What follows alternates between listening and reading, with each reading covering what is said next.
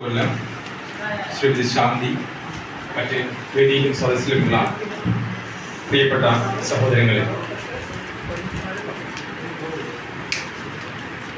1948 December 10 ലോകത്ത് ആദ്യമായിട്ട് ഒരു universal declaration of human rights ഐക്യരാഷ്ട്ര സംഘടന പ്രഖ്യാപിച്ചത്. അതിനെ തുടർന്ന് 1950 മുതൽ ഡിസംബർ 10 അന്താരാഷ്ട്ര മനുഷ്യാവകാശ ദിനമായി ആചരിച്ചു വരുന്നു.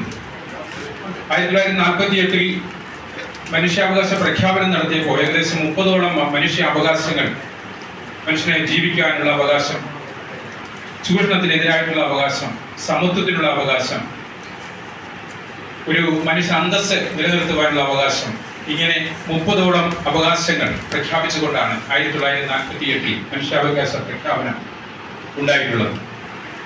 മനുഷ്യാവകാശങ്ങൾ നിയന്ത്രിക്കുന്നത് അന്താരാഷ്ട്ര നിയമങ്ങളാണ്. ഒരു രാജ്യത്തിന്റെ മനുഷ്യാവകാശം നിയന്ത്രിക്കുന്നത് ആ രാജ്യത്തിന്റെ ഭരണഘടനയും, വിശേഷിച്ച ഇന്ത്യയിൽ ആർട്ടിക്കിൾ 12 മുതൽ 35 വരെ പ്രതിപാദിക്കുന്ന മൗലിക അവകാശങ്ങളിലാണ് നമ്മുടെ ഭൂപ്രദേശത്തിന്റെ മനുഷ്യാവകാശങ്ങളെ കുറിച്ച് പ്രതിപാദിക്കുന്നത്.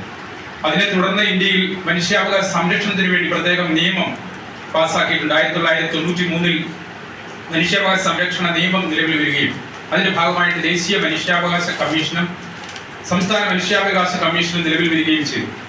ഏതെങ്കിലും ഭരണകർത്താക്കളിൽ നിന്നും അല്ലെങ്കിൽ ഉദ്യോഗസ്ഥരിൽ നിന്നും അനീതി ഉണ്ടായാൽ അവരെ കറക്റ്റ് ചെയ്യാനുള്ള ഒരു കറക്റ്റീവ് മെക്കാനിസമായിട്ടാണ് സംസ്ഥാന മനുഷ്യാവകാശ കമ്മീഷൻ പ്രവർത്തിക്കേണ്ടത്. മനുഷ്യാവകാശ ധ്വംസനങ്ങൾക്കെതിരെ പ്രവർത്തിക്കേണ്ടതാണ്. ഇതിന്റെ ഒരു ലോക നിലവാരം നമ്മൾ പരിശോധിച്ചാൽ, ലോകത്ത് മനുഷ്യാവകാശ സംരക്ഷണത്തിന്റെ ഒരു ഇൻഡെക്സ് പരിശോധിച്ചാൽ 2023 കണക്ക് പ്രകാരം അതിൽ 1-ാം സ്ഥാനത്ത് നിൽക്കുന്നത് നമ്മുടെ രാജ്യമല്ല എന്ന് മാത്രമല്ല, ഫിൻലാൻഡ് എന്ന് പറയുന്ന ഒരു യൂറോപ്യൻ കൺട്രിയാണ്. അവർ 98 പോയിന്റും എ ഗ്രേഡോട് കൂടി 1-ാം സ്ഥാനം നിൽക്കുന്നു. 2-ാം സ്ഥാനം നിൽക്കുന്നത് ഓസ്ട്രേലിയ എന്ന് പറയുന്ന രാജ്യമാണ്, 92 പോയിന്റോട് കൂടി. 3-ാം സ്ഥാനത്ത് നിൽക്കുന്നത് എസ്തോണിയ എന്ന് പറയുന്ന US പഴയ പ്രദേശമാണ്. 4-ാം സ്ഥാനത്ത് നിൽക്കുന്നത് സ്വീഡനാണ്. 5-ാം സ്ഥാനത്ത് നിൽക്കുന്നത് ഓസ്ട്രിയയാണ്.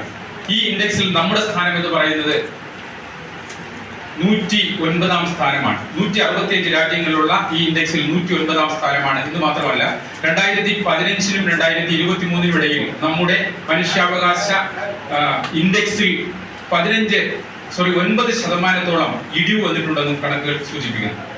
ഈ കാര്യങ്ങളൊക്കെ വിലയിരുത്തിക്കൊണ്ട് നമ്മുടെ രാജ്യത്തിന്റെ, നമ്മുടെ പ്രദേശത്തിന്റെ മനുഷ്യാവകാശ ലംഘന ഇല്ലായ്മ ചെയ്യുന്നതിന് വേണ്ടി ഹ്യൂമൻ റൈറ്റ്സ് പ്രൊട്ടക്ഷൻ കൗൺസിൽ ഏറ്റെടുത്തിരിക്കുന്ന ഈ ദൗത്യം, അവർ നാളുകളായി നടത്തിക്കൊണ്ടിരുന്ന ഈ ദൗത്യം എനിക്ക് മുൻ പരിചയമുള്ളതാണ്.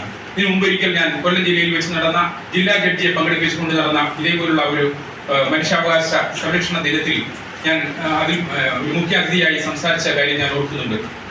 അത്തരത്തിലുള്ള പ്രവർത്തനങ്ങൾ നമ്മൾ പ്രോത്സാഹനം കൊടുക്കുമ്പോൾ എന്ത് പ്രവർത്തനമാണെന്ന് നടത്തേണ്ടെന്ന് ഓർക്കേണ്ടതുണ്ട്. ഒരു ദാരിദ്ര്യത്തിനെതിരെയുള്ള അല്ലെങ്കിൽ പോവർട്ടി ഇറാഡിക്കേറ്റ് ചെയ്യുന്ന ഒരു മനുഷ്യാവകാശ പ്രവർത്തനം തന്നെയാണ്. ഒരു മനുഷ്യൻ പട്ടിണി കിടക്കുമ്പോൾ അവൻ ഒരു നേരത്തെ ആഹാരം പ്രദാനം ചെയ്യുവാൻ വേണ്ടി ഈ സംഘടനയോ അല്ലെങ്കിൽ ഒരു വ്യക്തിയോ എന്തെങ്കിലും ഒരു ചെറുവിലെങ്കിലും അനക്കിയാൽ അതൊരു മനുഷ്യാവകാശ ലംഘനത്തിനെതിരെയുള്ള പ്രവർത്തനം തന്നെയാണ്. അതുപോലെ തന്നെ സ്ലേവറിക്കെതിരായിട്ടുള്ള പ്രവർത്തനം ആദ്യത്തെ ഡിക്ലറേഷൻ ഉൾപ്പെട്ടതാണ്. നമ്മൾ സ്ലേവറി എന്ന് ഉദ്ദേശിക്കുമ്പോൾ പണ്ട് കാലത്ത് മനുഷ്യനെ എല്ലാ ശക്തിയും ഉപയോഗിച്ച് മറ്റുള്ള അവരെ കീഴ്പ്പെടുത്തി അവരെ കൊണ്ട് ജോലി ചെയ്യിക്കുന്നതായിരുന്നുവെങ്കിൽ ഇന്നത്തെ സ്ലേവറി എന്ന് പറയുന്നത് മാനസികമായ അടിമത്വത്തിൽ നമുക്ക് സ്ലേവറി എന്ന് പറയാം. അങ്ങനെ കൈകാര്യം ചെയ്യുമ്പോൾ ഞാൻ കൈകാര്യം ചെയ്യുന്ന വകുപ്പ്, എക്സൈസ് വകുപ്പ്, അതിന്റെ സംസ്ഥാന തല ആഭ്യന്തര പരിശോധന വിഭാഗത്തിന്റെ തലവനായിട്ടാണ് ഞാൻ ജോലി ചെയ്യുന്നത്. കൊല്ലം ജില്ലാ ഡെപ്യൂട്ടി കമ്മീഷണറായിട്ടൊപ്പം മുമ്പ് ജോലി ചെയ്യുന്ന സമയങ്ങളിലാണ് ഇവരോട് ഒപ്പം മുമ്പ് സഹകരിച്ചിട്ടുള്ളത്. ആ നിലയിൽ ഇത് കൈകാര്യം ചെയ്യുന്ന ഒരു പ്രധാന കാര്യം മനുഷ്യനെ അടിമത്തത്തിലേക്ക് കൊണ്ടുപോകുന്ന ലഹരി വസ്തുക്കൾ, അത് ഒരു വ്യക്തിയെ അടിമത്തത്തിലേക്ക് കൊണ്ടുപോകുന്നു എന്ന് മാത്രമല്ല, ആ അടിമത്ത സ്വഭാവം കൊണ്ട്, അവരുടെ പ്രവർത്തനം കൊണ്ട് അവരോടൊപ്പം താമസിക്കുന്ന മറ്റ് ബന്ധുക്കളെയും മനുഷ്യ ജീവികളെയും ദോഷകരമായി ബാധിക്കുന്നു. അതുകൂടാതെയോ അവർ ലഹരി ഉപയോഗിച്ചുകൊണ്ട് പൊതുസമൂഹത്തിലേക്ക് ഇറങ്ങുമ്പോൾ പൊതുസമൂഹത്തിലെ നിരപരാധികളായ തെരുവോരങ്ങളിലൂടെ നടക്കുന്നവരെ പോലും വാഹന അപകടങ്ങളിലൂടെയും മറ്റും മരണത്തിലേക്ക് തള്ളിവിടുന്ന മനുഷ്യാവകാശ ലംഘനം നടക്കുന്ന സ്ഥിതിവിശേഷമുണ്ട്. ഇത്തരത്തിലുള്ള പ്രവർത്തനങ്ങളിൽ നമ്മൾ പൊതുസമൂഹത്തിൻ്റെതായ സംഭാവന നൽകേണ്ടതുണ്ട്. എക്സൈസ് വകുപ്പ് ഇതിനു വേണ്ടി ചെയ്യുന്ന 3 മാർഗങ്ങളാണ്. ഒന്ന്, നിലവിൽ narcotic drugs and psychotropic substance act 1985 എന്ന് പറയുന്ന ഒരു അതിശക്തമായ ഒരു നിയമമുണ്ട്.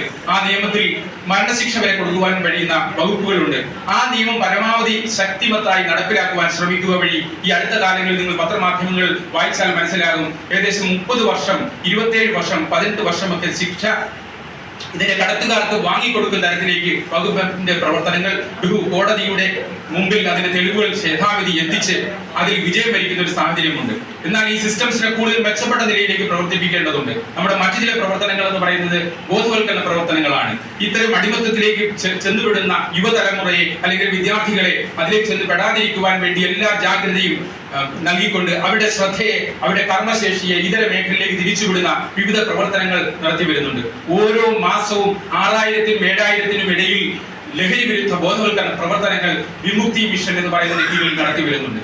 ഇതുപോലെ തന്നെയാണ് ലഹരിക്ക് അടിമപ്പെടുന്നവരെ ജീവിതത്തിലേക്ക് കൊണ്ടുവരുന്നതിന് വേണ്ടി ഡി അഡിക്ഷൻ സെന്ററുകൾ സംസ്ഥാനത്തെ 14 ജില്ലകളിലും ഓരോ ഡി അഡിക്ഷൻ സെന്റർ വീതം വിമുക്തി മിഷന്റെ കീഴിൽ പ്രവർത്തിച്ചു വരുന്നുണ്ട്. ഈ 14 വിമുക്തി മിഷൻ സെന്ററിൽ നിന്നായിട്ട് ഏകദേശം 1.5 ലക്ഷത്തിലധികം മനുഷ്യർ ലഹരി മോചന ചികിത്സ നേടി ജീവിതത്തിലേക്ക് തിരിച്ചു വന്നിട്ടുണ്ട് എന്നുള്ള വസ്തു കൂടി ഞാൻ ഓർമ്മിപ്പിക്കുകയാണ്. ഞാൻ ഈ പറഞ്ഞത് ഇങ്ങനെ നമ്മുടെ പല സിസ്റ്റംസ്, ഓരോ പോലീസ് സിസ്റ്റമാണ്, എക്സൈസ് സിസ്റ്റമാണ്, ഈ സിസ്റ്റംസിനെയൊക്കെ പരമാവധി കറക്റ്റീവ് ആക്കി അല്ലെങ്കിൽ പരമാവധി ശരിയായ ദിശയിലേക്ക് തിരിച്ചുവിടുന്നതിനുള്ള ജാഗ്രത നമ്മളെ പോലെയുള്ള ഇവിടെ ഹ്യൂമൻ റൈറ്റ്സ് പ്രൊട്ടക്ഷൻ കൗൺസിലുണ്ട്. ഈവൻ എന്റെ ഭാഗത്തു നിന്നായാലും ഒരു ഉദ്യോഗസ്ഥന്റെ ഭാഗത്തു നിന്നായാലും ഈ നിയമ സംരക്ഷണത്തിന്റെ പേരിൽ ആ അധികാരം ഉപയോഗിച്ചുകൊണ്ട് അത് ശരിയായ രീതിയിൽ ഉപയോഗിക്കാതെ ഏതെങ്കിലും മനുഷ്യന്റെ സ്വാതന്ത്ര്യത്തെ ഹനിക്കുന്നതിനോ അല്ലെങ്കിൽ അധികം പറ്റി കാണിച്ച് ഈ ലഹരി കടത്തുന്ന ഒരു മനുഷ്യനാണെങ്കിലും അയാൾക്ക് ബേസിക് ആയ മനുഷ്യാവകാശങ്ങളുണ്ട്. ആ മനുഷ്യാവകാശങ്ങൾ ധ്വംസിക്കുന്ന തരത്തിലുള്ള പ്രവർത്തനം ഉണ്ടായാൽ അത് കണ്ടുപിടിക്കുന്നതിനും അത് ഇല്ലായ്മ ചെയ്യുന്നതിനുമുള്ള എല്ലാ പ്രവർത്തനങ്ങളും നാം നടത്തേണ്ടതുണ്ട്.